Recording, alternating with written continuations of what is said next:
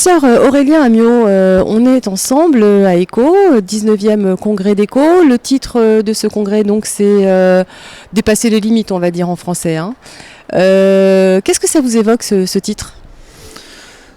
Eh ben, ça m'évoque quelques années de progrès dans la gestion des Mickey et dans le fait qu'on a revu beaucoup nos objectifs à la hausse.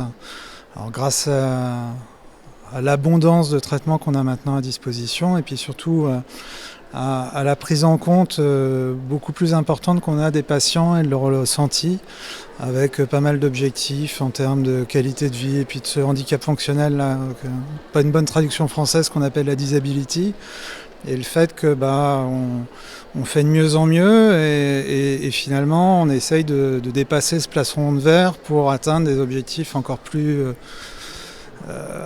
ambitieux. Donc on parle des fois de guérison, c'est un peu utopique, mais en tout cas on essaye de s'en rapprocher le plus possible.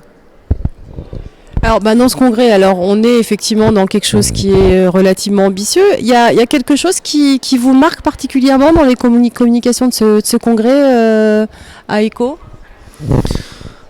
Oui et non, il n'y a pas de grosse coupe dans ce congrès, mais il y a juste des confirmations sur des choses qu'on a depuis 1 an ou 2 ans, avec l'arrivée de nouveaux biologiques, notamment les anti-L23, qui sont vraiment, je pense, l'avenir en termes de thérapeutique, qui sont à la fois plus efficaces, mieux tolérés et qui ont un côté pratique d'utilisation. Donc je crois qu'il y a ces molécules qui vont vraiment changer la donne.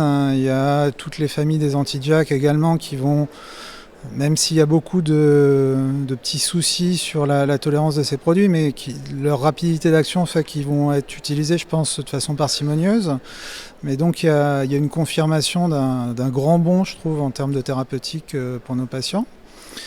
Et puis il y a cette montée en puissance, comme je disais, de ces critères de jugement de plus en plus ambitieux et on ne sait pas où on va s'arrêter et c'est je crois tant mieux, quoi.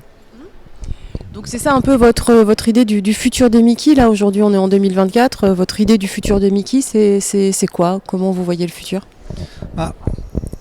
Je crois qu'on va avoir du mal à faire beaucoup mieux que là, ces dernières classes thérapeutiques. Alors je me trompe peut-être, hein. Il y a quelques candidats là, qui sont en train de passer les étapes des études expérimentales, mais je pense qu'on va arriver à saturation en termes d'efficacité. Et ce qui va probablement être l'avenir des Mickey, c'est tout ce qui est intervention microbiologique, intervention environnementale. Alors c'est vrai qu'on parle souvent de l'alimentation comme de quelque chose qui est pas vraiment utile dans la prise en charge de nos patients ou alors de façon très ponctuelle, mais il y a pas mal de régimes qui sont en train d'être testés et on peut espérer que ce soit le microbiote, que ce soit l'alimentation ou d'autres facteurs de l'environnement, on arrive finalement à compléter ce que ne fait pas les traitements biologiques et faire de mieux en mieux et peut-être atteindre une rémission. On sait que par exemple d'arrêter de fumer dans la maladie de Crohn, c'est un traitement qui est